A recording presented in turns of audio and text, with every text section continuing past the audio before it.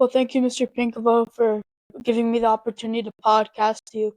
Could you start by telling us a little about yourself and your business? Yeah, my name's Jerad Pinkava. I am a husband and a father of three kids. I have a background in finance and accounting from University of Toledo. I grew up in manufacturing. Always loved manufacturing, and I currently today am at JBC Technologies. So JBC Technologies is a die cut manufacturer. Easy way to think about that is, cookie cutting. So think about cookie cutting. We take flexible materials, make it into a wide variety of products from a B2B perspective or business to business. So I like to say our products make other products better out in the market. What part of your work are you most proud of? To me, I think with any business, our business gets to help a lot of businesses, right? So we like to say we um, turn concepts into reality. So we take a lot of, whether it's startups or large corporations, and partner with them to make their products better or for them to be able to take them to market. Then I'd say the other thing I'm really proud of about the company is really the people and culture. So people and the culture is probably one of the most important things you can have at any company. What inspired you and led you to become an entrepreneur? I'd say there's probably many reasons. So my grandfather growing up owned one of the largest farms in the county. Um, so I got to see that firsthand with a lot of my uncles and aunts. And then really throughout life, it was, hey, autonomy to me is a really, really important thing. And then really being able to have your drive and that turn into results, right? So I started off my career at a large corporation to learn the skill sets, but then with the ultimate goal of getting in and being able to apply those skill sets to a business. Was there a specific moment you realized you'd like to be in a startup instead of working for a big company? There were many moments. I'd say when I first started, I had this really influential person um, above me, and the one thing I'll never forget she said to me is, Jared, whenever in business, you always have to risk a slap on the wrist to gain a pat on the back, right? So to me, I don't know how you take that, but it's like you have to have risk for rewards, right? So if you don't take a risk, you can't expect a reward. So being able to challenge yourself, challenge the norm, and push yourself is huge. Did anyone encourage you? Yeah, I'd say there's three or four people I would say over my life that have, and even at the time, you don't really realize it. So, um, really around your age, when I was your age, I worked at a golf course, and the head professional there was an entrepreneur, owned the golf shop, did all this stuff, and he really took me under his wing and started showing me about business, right? About financial literacy, about making decisions, about how do you brand stuff, how do you take it to market. And I didn't realize the lessons at the time he was teaching me until about 10 years later. How long did it take you before you felt ready to start? That's a great question. For me, I'd probably say um, 10 to 15 years. So I got out of college and I knew that I didn't know a lot, right? So I really wanted to understand the entirety of a business. So starting off in a large corporation, I got to see what really good was, what really bad was, what was average, learn a lot of functional concepts, and then really at that point, now that I kind of understood the spectrum of how everything worked, was, hey, I can take the good pieces that I've learned over time and apply them to this specific business. What were some of the biggest challenges you faced? I'd say the biggest challenge I face, and I'd say a lot of business owners face, is really understanding your ability, right? So there's a lot of business owners, entrepreneurs out there that think they can do everything. The reality is you can't, right? There's no way to be good at everything. So accepting that, hey, you might be really strong in one thing and you have to hire very talented people to offset those skills, right? So JBC has 185 people within the company.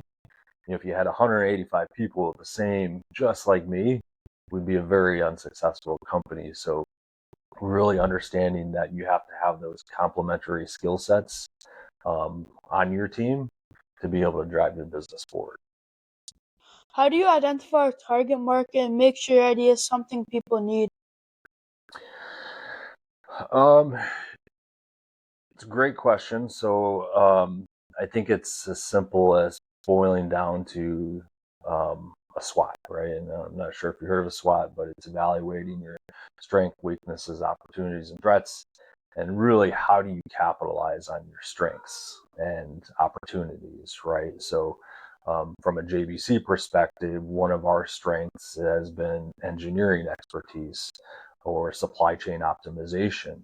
So, really targeting the markets for us that they require that, right? So for us, going into commercial satellite, going into battery energy storage, where the buyer or the company really wants that expertise, that's what positions us well within the market. What surprised you most about what people actually wanted? Um, I think you never know, right? You always think you know, and every single company is different, and you're never going to satisfy every single company. So you have to take really what you do well and go after the companies that want that. And probably the hardest thing for any business is when you kind of veer off your lane, know when to say no. Not every dollar of revenue is good revenue, right? And that's a very hard thing to do, especially with a growing business, because you want to get as much revenue as you can as quickly as possible. But not all revenue is good revenue. What makes your business different from others in the same industry? So we've really tried to differentiate our business away from more of the commodity type business, right? Your day-to-day stuff. We want to focus on highly engineered, highly complex problems that our customers and businesses face. So we have really beefed up our staffing from an engineering and supply chain perspective so that we can conquer the challenges that they have. And most of our competitors, they could be really small niche guys, so they don't necessarily offer the same services as us. Or you could be a very large company, um, and you're just not able to get through as quickly as we can, right? Was this uniqueness planned or did it develop over time? I think it's grown over time. So the nice thing about JVC was that it always had um, the engineering problem solving foundation. What we've done over time is we've had to continue to refresh it, adapt. So any business that doesn't adapt on a year-to-year basis won't be in business long. So building on those principles of our engineering, of our supply chain, of our manufacturing execution has been critical. How do you stay innovative and ahead of your competitors?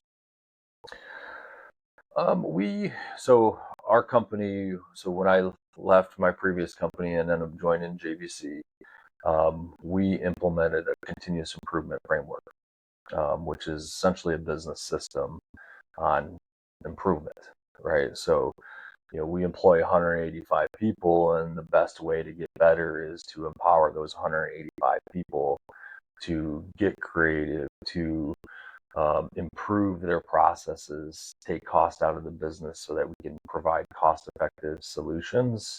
And then really at a very high level, being able to step back on a yearly basis and put together a more strategic plan, a 3-5 year vision to ensure that you're working down that path, right? So if you're too busy focused on the day to day, you're never going to evolve into the future.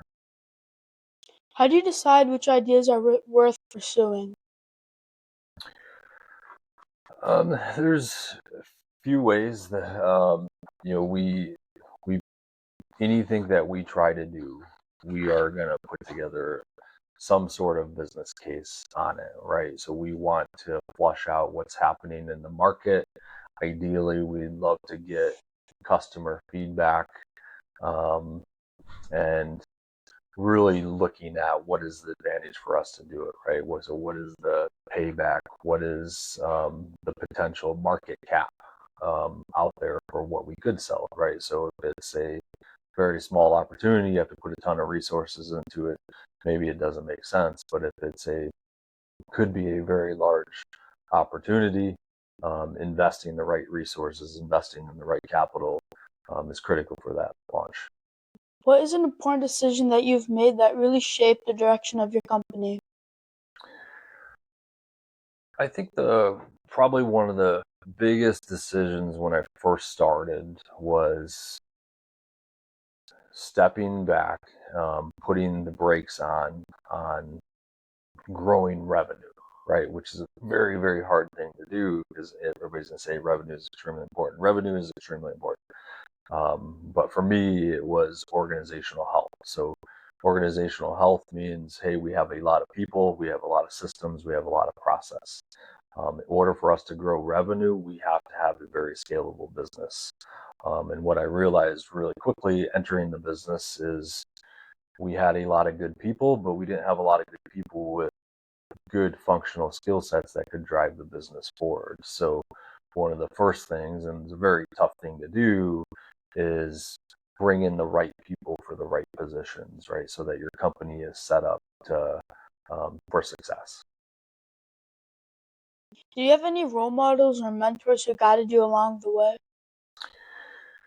Yeah, I'd say one of the founders of JBC is a huge role model for me, and he's a very interesting guy.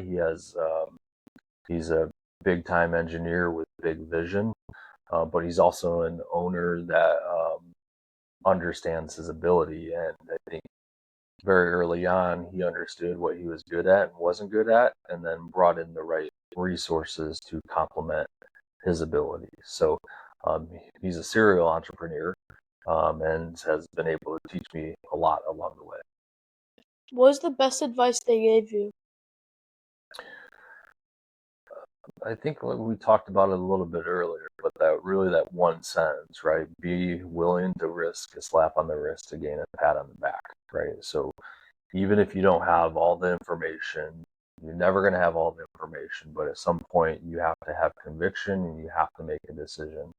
And you have to know that there's a good chance you're going to fail and you got to accept it and learn from it. But if you don't take those risks, you're not going to gain those rewards. Do you mentor others now? Yes, so within our business, right? I think that's one of the biggest aspects of my job is to not only mentor, coach, lead individuals within the organization. And the one thing, if I go back in time and look in school, it's like you don't learn some of these things, or maybe I didn't pay attention in school, but really teaching, mentoring your people, because the more you can get out of your people, the better your business is going to be. Can you share a failure or mistake that taught you a valuable lesson and how you overcome it? I think one I'd call a failure I had early on, and it involves people. So I had talked a little bit about having the right people. Um, early on, sometimes you look at something and say, hey, this person can work, right? This person can develop, or they're too hard to replace. And sometimes problems fester, and if you don't address them quickly, it causes problems in the business, right? So sometimes, even though there's going to be a lot of pain in making decisions, sometimes the best thing is to rip the cancer out, right? So if you rip the cancer out, it's going to hurt, but ultimately it's going to heal, and you should be bigger and better than ever. How did you feel in that moment? Yeah, I'd say anything in business ownership is an emotional roller coaster. So you're going to have the highest of highs, the lowest of lows. But that's also some of the reason that people do it, right? So for me, seeing progress, seeing us succeed is awesome. But it's also just as important to see those failures and learn from those failures, because some of our best ideas, some of our best projects have come out of failures of other projects, right? So do they feel good? No. But resiliency and adaptability are very critical. What changed after you learned from that mistake? I'd say speed and decisiveness of decision making, right? So being able to assess the situation for what it is, being able to put together a roadmap on what you need to do, and then execute to that roadmap, right? So time management's a very critical skill. Understanding how you do stuff, being methodical, being routine is extremely important. So really focusing on that, and when the problem is identified, really putting together a resolution plan. What keeps you motivated during tough times? I think just in general, drive for success. So early on in my career, I was always intrigued on being able to take a simple product and make it better, right? So making a product better, making a product more profitable, um, defining your purpose, right, and what you're trying to achieve. So, um, life's not all that. You don't become a business owner or entrepreneur for money. You become it because you have drive and you want to change the world in some small fashion, right? Whether it's by making gaskets like we do, making drugs, making anything, right? I think that's what drives me, and that's what drives a lot of entrepreneurs and business owners out there. Who do you turn to for support? I think your network, right? So one of the biggest things you'll learn in your career, and the one thing I wish I would have learned at your age. So when you're in school, you learn about, hey, you do really well with grades, right? You need to get good grades, and book smart's really good. But what you really, really need to hone in is on communication, networking, right? Establishing relationships. Um, because when you're an entrepreneur or a business owner and you need help, you need people to be able to talk through, right? So I'd like to learn from somebody else's mistakes so I don't make that mistake. Or I have a network of resources. So if I have a financial problem or a banking problem or some system problem, right? I have the right network in place to be able to tap. Um, so establishing a network is probably one of the most important skills you'll need to learn in your life. So, what other skills do you think every entrepreneur should develop?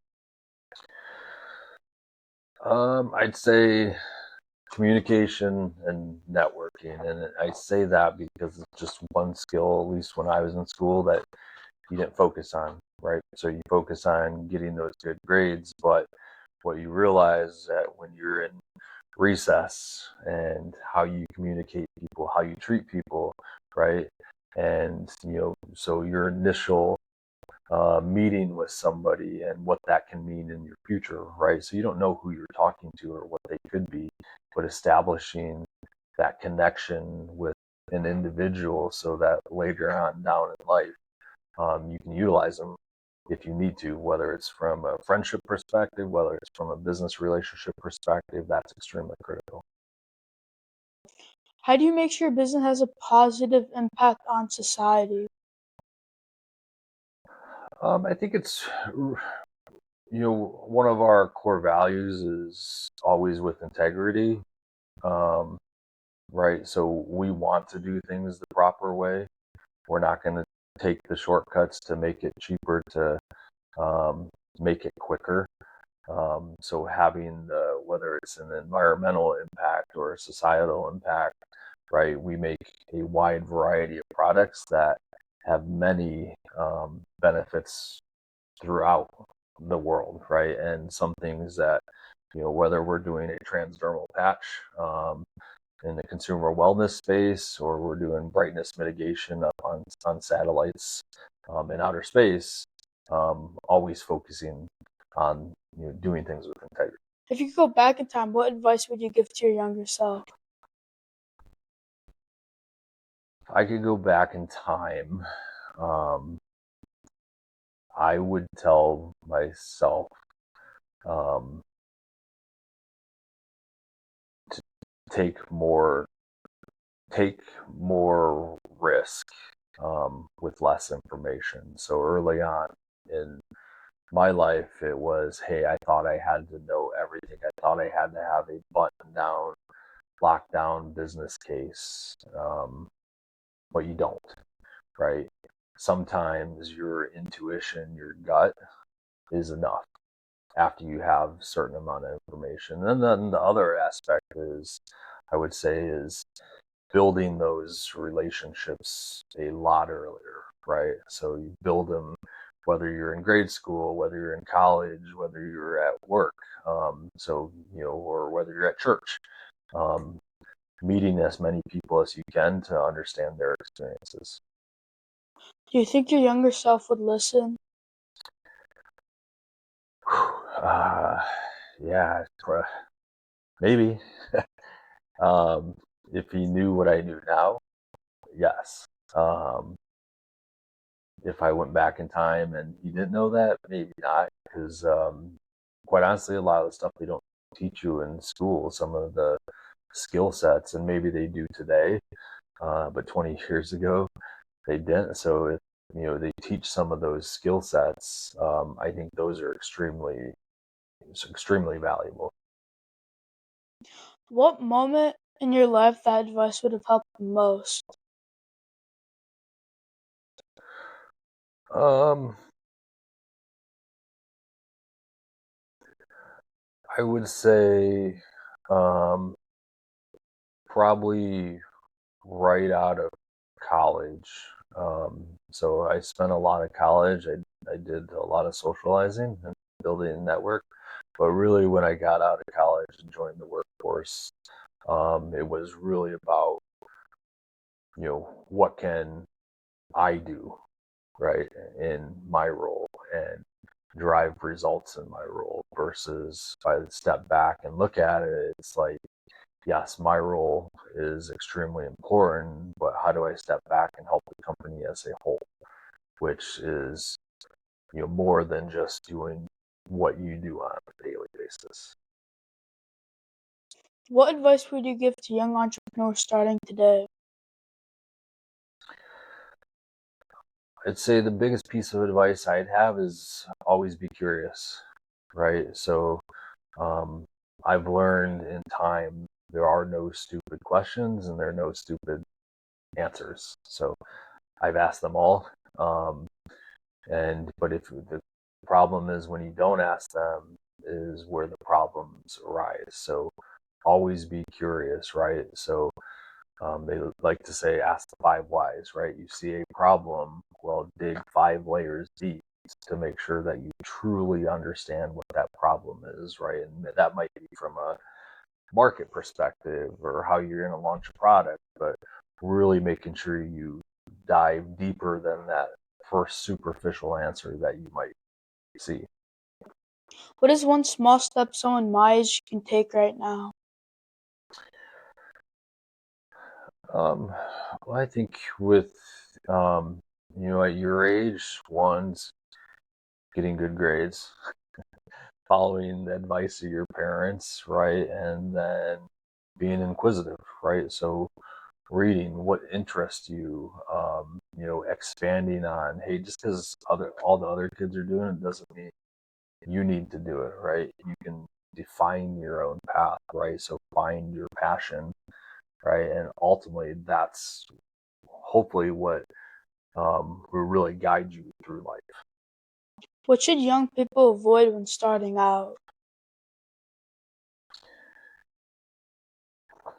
Um, I think the biggest thing to avoid is thinking that you can do it all on your own.